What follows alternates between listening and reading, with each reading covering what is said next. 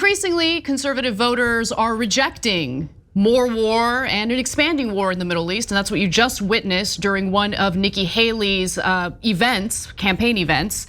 Now, what's interesting is that there is this growing divide among the neocon wing of the Republican Party and the more isolationist wing of the Republican Party.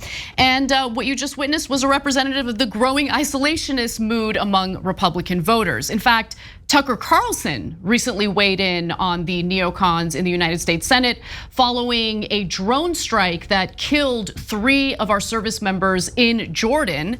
And I want to give you the statements by 2 senators in particular following that drone strike, and then I'll tell you what Tucker Carlson had to say about it.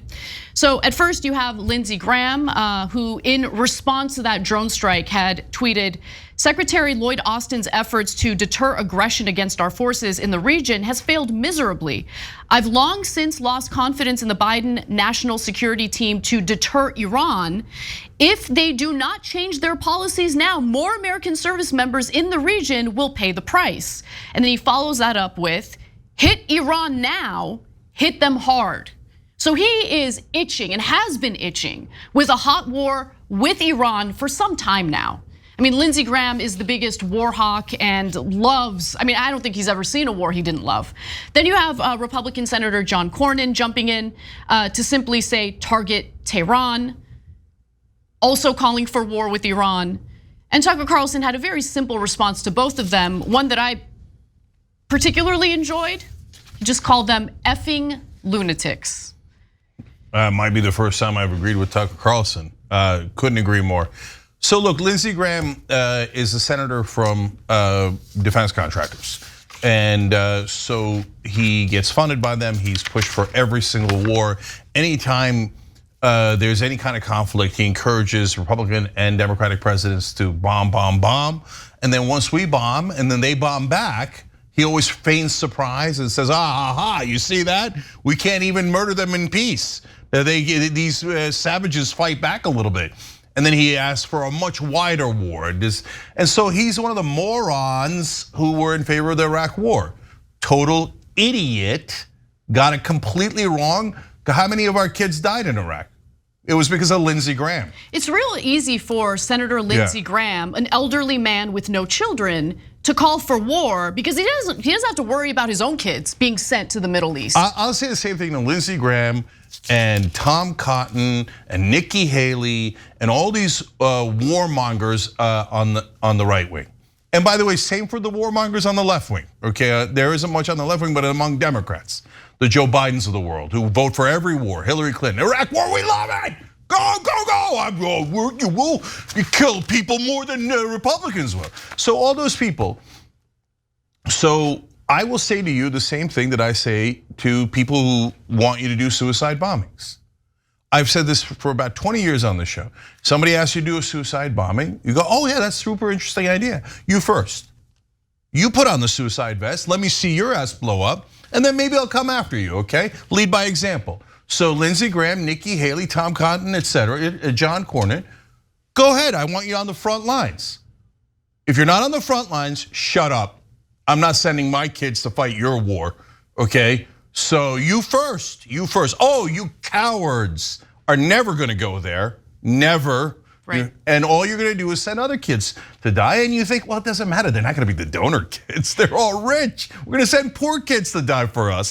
And they'll be the first to sign legislation blocking any refugees from coming into the country, refugees that were made refugees due to the United States expanding war in the Middle East and destabilizing the region further. So that's the other part of it, right? The second half of it, where you have people displaced as a result of us helping to destabilize that region. And then the United States politicians, including those calling for the expansion of that war, denying entry of those refugees into our country for any hope of a life outside of total misery in the Middle East, misery that we partly attributed or contributed to. Now, I want to go to what the reality of a war with Iran would look like. Because it's real easy to just call for it. And I know that a lot of people still have that mindset of US exceptionalism. And we do spend a lot of money in our military. But if you are under the impression that going to war with Iran would be a cakewalk for the United States and our military, you would be mistaken. This is no joke. So let's go to Jordan Cohen. He's a policy analyst in defense and foreign policy at the Cato Institute. And he wrote a really great piece in The Hill about what a war with Iran would look like. And this is the kind of stuff that he analyzes to kind of see what the cost of the war would be, what the chances are that the United States would win. And here's what he writes. Iran's military is designed to prevent an invasion and impose significant costs on any potential attack by air or sea. They have 600-mile range cruise missiles, advanced long-range air defense systems, short-range air defense systems, anti-aircraft missiles, 3,000 ballistic missiles, 6,000 naval mines, and the most capable unmanned aerial vehicles in the region. So you can kind of understand why Israel would want us to fight their war for them rather than taking it on themselves. But let me continue. Previous analysts have weighed the chances of success for a campaign reliant on US air and naval power. A 2002 war game that required US planners to change the rules mid-conflict showed that Iran could easily sink US ships. And in 2012, Pentagon officials estimated that such a strategy would require a minimum of 100,000 troops. So simply attacking Iran by land, by air and sea wouldn't be enough. We would have to send some troops on the ground. But as a result, the US will be unable to engage in a strategy relying on air and naval power to overwhelm the Iranian military, and a ground invasion would be necessary. So let's get to the ground invasion and what that would require. Following escalations with Iran in 2019, Pentagon officials estimated a version of this strategy that sought to destroy Iranian nuclear weapons facilities that would require a minimum of 120,000 troops deployed throughout the Middle East. That's just throughout the Middle East. What about troops on the ground in Iran? We'll get a load of this. This is insane. Analysts estimate that any ground invasion would require 1.6 million US troops, almost 10 times what the United States committed to Iraq at any given time. So are we ready for this? Is this what we want? I don't want this. This is ridiculous. This is insane. To quote a guy I do not like, effing lunatics. It's true. So now you see me hit Trump harder than anybody, probably in America. And on this, I 100% disagree with Trump too. He nearly started World War III. Just got lucky it didn't happen. He killed the top Iranian general. He moved our embassy in Israel. These are massive provocations. And he got us out of the Iran deal, which was taking all the uranium out of Iran. Now they can develop nukes because the moron named Donald Trump took us out of the deal. Now, having said that, I'm gonna say something that's gonna make a lot of people really mad. There are only parts of MAGA that I like and respect. If you're not allowed to say it, we have to hate the other side 100% and they have to hate us 100%. But that guy who ripped up that Nikki Haley sign, I like that guy. So I might not like his other views. I might not like that he supports Donald Trump and he might be misinformed about how Trump's anti-war and all that, okay? But I don't find it, I don't find figures like Nikki Haley comforting. No. They're all work for the establishment. The establishment is terrible, awful. I don't agree with the mainstream media who thinks that the establishment is wonderful. The status quo is amazing. And these beloved politicians, no, I think these politicians are monsters.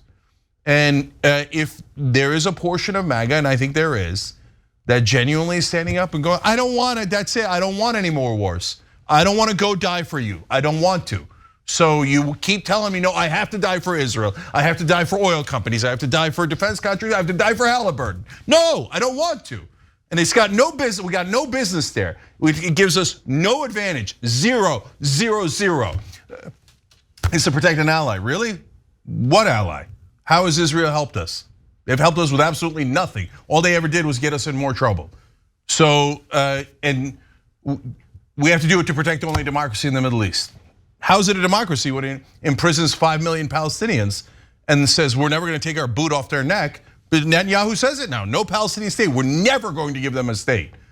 Gee, I wonder why the Muslims hate us. But no, you have to go and die there because Lindsey Graham wanted a war, Nikki Haley wanted a war. So no, I'm not interested in any of that. They're terrible human beings. Don't let the mainstream media lie to you. The real problem is the people in power, not the powerless. If you enjoyed this video, that's because of our members. They make us independent, they make us strong, and they make us honest. Become a member today by hitting the join button below.